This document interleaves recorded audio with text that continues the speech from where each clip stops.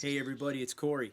So what we're going to look at here is the month of May, and I have good news for those of you that are buyers looking to buy in our market. The month of May was pretty significant in the amount of homes that we saw come on the market and the amount of demand we saw not coming into the market. So I'll touch on that, and then at the end of the video we'll break down the single family homes and the rural properties like we always do. But right now I want to touch on the market as a whole. So all the homes in the MLS here in North Idaho, we saw pretty significant inventory come on the market. We saw 39.5% homes come on the market. And you guys, I have not seen a double-digit increase in inventory in over 2 years. And this is a pretty significant increase. It's 39.5%. Then, as far as listings being sold, there was only 13, we dropped 13.5% in the listings sold for the month of May versus the month in 2021.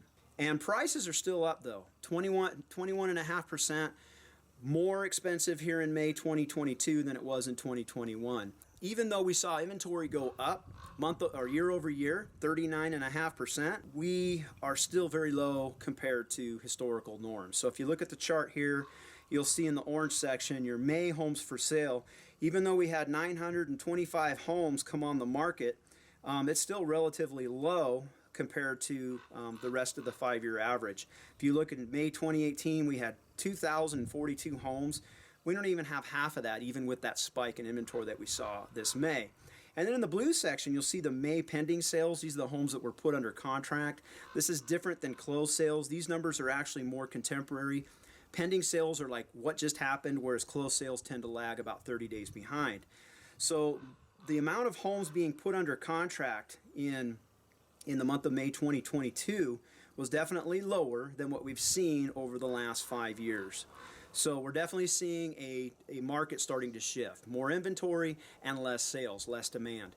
But it's still historically low compared to what we've seen over the last 5 years. So just keep things in context. Even though you see the market shifting, it doesn't mean it's crashing.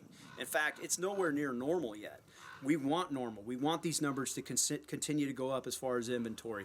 We want the demand to slow down so that we have this balanced market where buyers and sellers are on even footage. They're not there yet. Sellers still have the leverage. It's changing though. Now, what I want to warn you guys about is all the crash porn and Chicken Little stuff that you hear on the internet about, earned equity in housing crashing 30%. I was listening to a guy on YouTube this last week who predicted that the Boise market was going to crash, and that was his words, 30% or more when the market crashes. What he doesn't do is quantify how long that's going to take. You guys have to remember, the housing market is not like the stock market where you could wake up and your house loses value 30% in a month. It takes time for that to happen. And if you remember from my video last month, we've only had one double-digit negative equity loss in the last 22 years here in the North Idaho market. And that double digits was 13%. That's only 1 year out of 22. And of the 5 years in that last Great Recession that we saw from 2007 to 2012, the total equity loss for those homeowners was 28%. It took 5 years to lose 28%.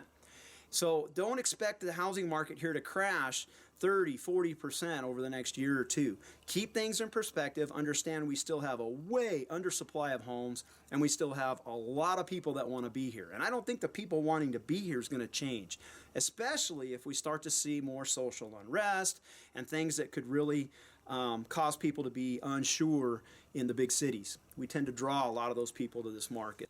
All right, so let's get into the video. You're going to see a breakdown of the single family homes here in the Coeur d'Alene MLS and a breakdown of the rural homes. Let's get into it.